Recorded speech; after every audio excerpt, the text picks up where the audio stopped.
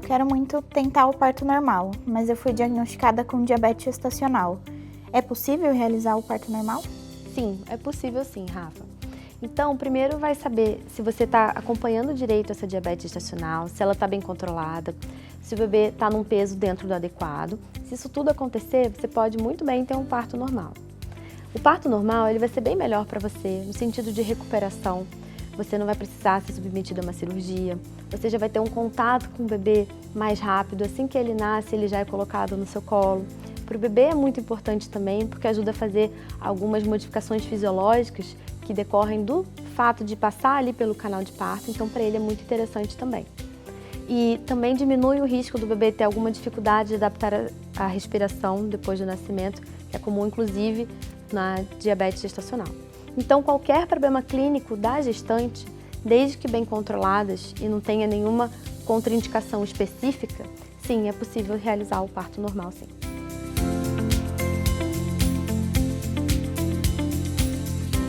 E se durante o trabalho de parto eu quiser anestesia, é possível que seja feita no hospital? Sim, no trabalho de parto, a gente tem algumas maneiras da gente fazer alívio da dor.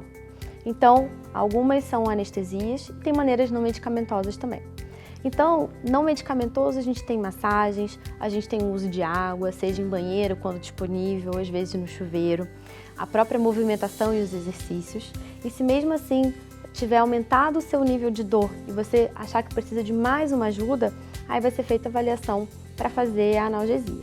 A analgesia no trabalho de parto, a gente tem basicamente 3 tipos. Quando está muito no finalzinho, o bebê já está nascendo, a gente faz a raquianestesia.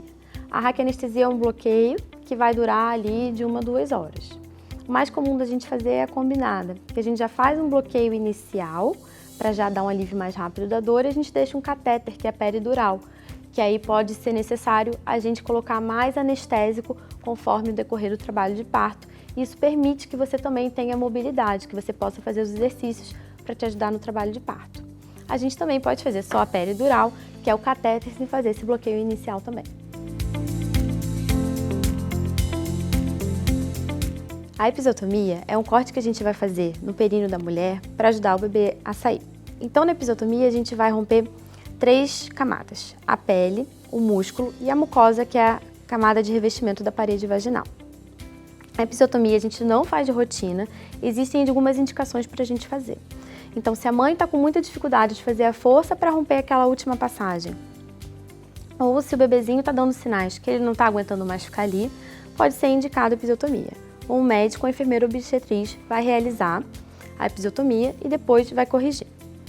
Depois do parto, o bebê pode ser que ele faça algumas lacerações, e aí a gente sempre vai avaliar. Caso tenha alguma laceração, a gente vai avaliar após o parto e o médico ou enfermeiro obstetriz vão corrigir essas lacerações, então acabou o procedimento. O fórceps, ele é utilizado hoje em dia ainda? Sim, o fórceps a gente ainda usa. Existe o fórceps e o vácuo extrator. Eles são instrumentos que a gente usa como uma última cartada na manga. Quando a gente precisa abreviar aquele trabalhinho de parto, e é mais rápido a gente ou fazer o uso do fórceps ou do vácuo, em vez de passar para um parto cesáreo. Doutora, eu quero tentar o parto normal, mas e se eu, por diversos motivos, não conseguir, precisar ir para uma cesárea? Quais são os riscos? Então, os riscos da cesariana são riscos principalmente inerentes a uma cirurgia. A gente tem que lembrar que cesariana é uma cirurgia e tem riscos só pelo procedimento cirúrgico. A cesariana em si também aumenta o risco de sangramentos para a mãe, aumenta o risco de trombose também e de desconforto respiratório do bebê assim que ele nasce. No entanto, quando a gente tem alguma indicação de cesariana, a gente está botando tudo na balança. E aí, nesses casos, os benefícios eles vão superar bastante os riscos. Por isso, a gente faz as indicações médicas. Agora, quando a gente faz uma cesariana que ela não tem uma indicação médica, a gente, na realidade, a gente só vai ter menos benefícios do que os riscos. E por isso que a gente fala que a cesariana fora do trabalho de parto, sem uma indicação médica, ela é mais arriscada que o parto normal. E se eu chegar até as 40 semanas e ainda não entrar em trabalho de parto, o que eu posso fazer para conseguir ter o parto normal ainda? Então, a gente vai avaliar Dependendo caso a caso, no seu caso, como você é uma gestante de alto risco, a gente já dá aí esse prazo de 40 semanas. Mas para algumas gestantes, como as de baixo risco, a gente pode aguardar até 42 semanas.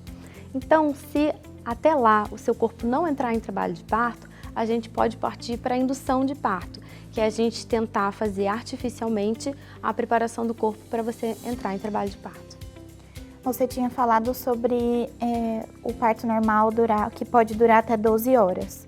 E com relação à alimentação, eu preciso ficar esse período de 12 horas em jejum? Eu posso comer alguma coisa durante esse período? Durante o acompanhamento do trabalho de parto, você pode sim se alimentar, vai ter uma alimentação prescrita pelo próprio hospital.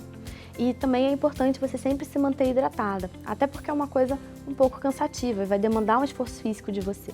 Então é importante você se manter alimentada e hidratada. Quais são as posições que o bebê pode ficar dentro da barriga?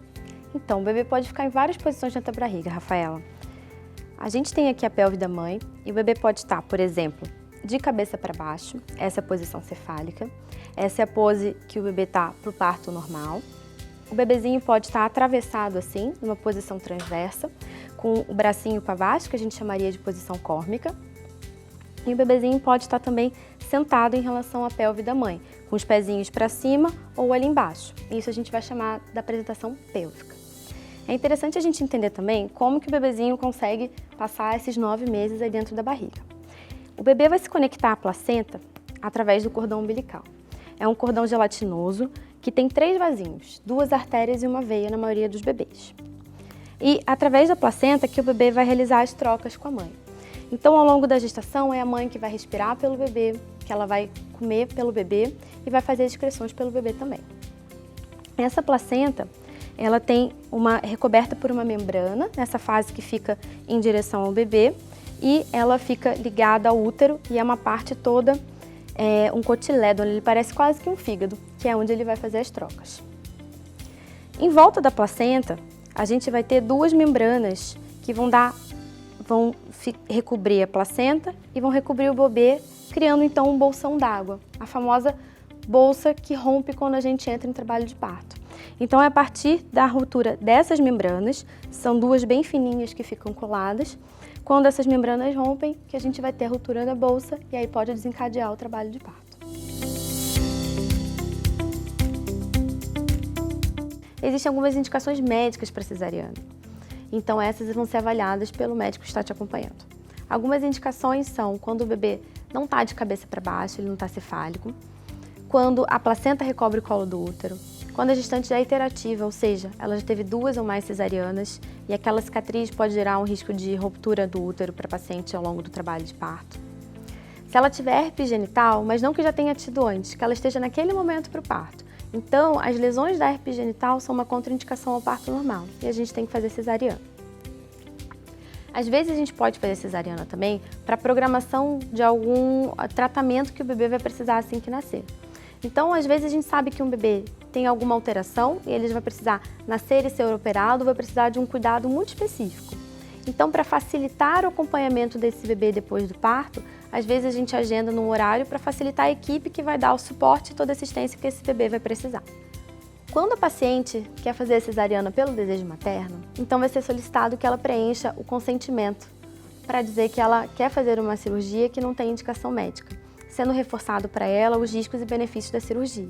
Então, lembrando que a cesariana, ela aumenta o risco de trombose, aumenta o risco de sangramento, aumenta o risco de infecção, porque a gente vai romper a barreira da pele. Então, ela tem que estar ciente de tudo isso quando ela fizer a escolha dela. Na cesariana, os pontos vão ser na pele da barriga, então sempre é importante lavar com água e sabão no banho e secar muito bem.